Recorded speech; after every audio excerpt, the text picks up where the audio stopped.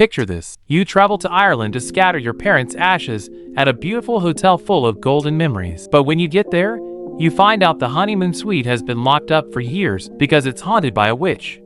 And right when the woman who just saved your life mysteriously goes missing, there's only one place left to look. You have to break into that haunted suite. Would you go inside? Hey guys, today we are breaking down Damian McCarthy's new horror masterpiece, Hokum. Following up on his incredible 2024 film Oddity, this is already being called the scariest movie of the year. In this video, I'm not just going to give you a recap. I'm going to completely unpack that mind-bending ending. We're going to figure out who the Donkey Man really was, what was real versus what was just a hallucination, and the true hidden meaning behind the Conquistador story. Drop a like on the video, and let's dive right into solving this mystery. The movie kicks off by introducing us to M. Bowman, an author who drinks way too much and is deeply haunted by his past. When he was a kid, he was involved in a tragic accident that resulted in his mother's death. Crushed by the weight of that guilt, M brings his parents' ashes to the exact hotel in Ireland where they spent their honeymoon. His dark plan? To come here and end his own life. But his life is saved by Fiona, a woman who works at the hotel. When M finally wakes up, he discovers that Fiona has gone missing. The hotel's security guard,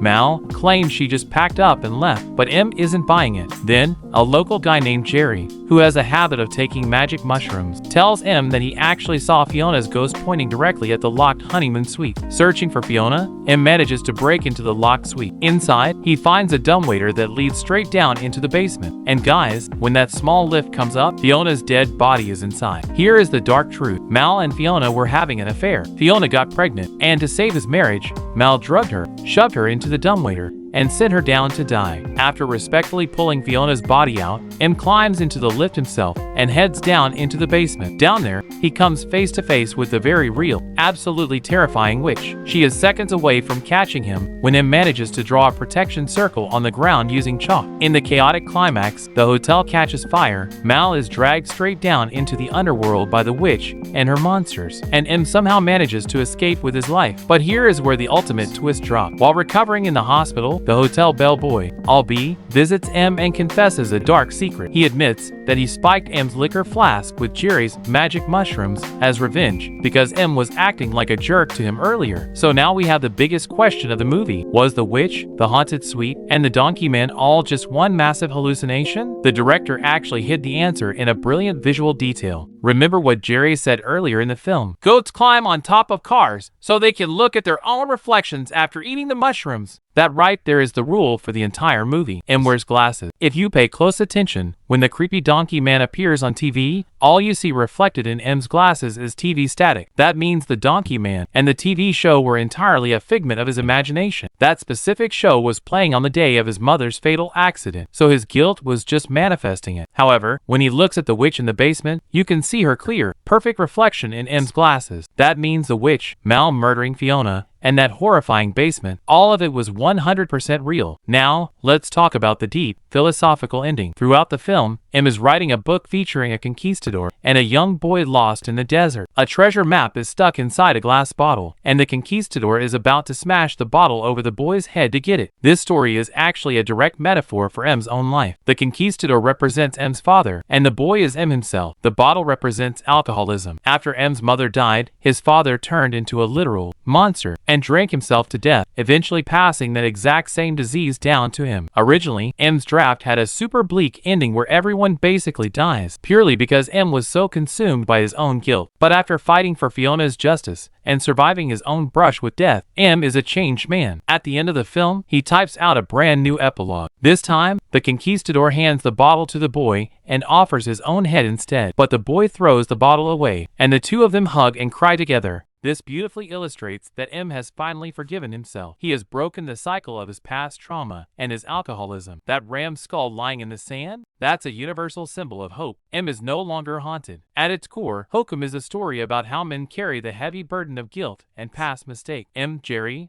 and Mal, three different men with three very different types of guilt, and how they choose to cope with it is the beating heart of this film. So guys, what did you think of Hokum? Did you catch that mind-blowing reflection detail in M's glasses on your first watch? Let me know down in the comment. If you want more deep dive movie breakdowns just like this, make sure to hit that subscribe button and leave a like on the video. I'll see you in the next one. Until then, remember to forgive your past and keep watching great horror movies.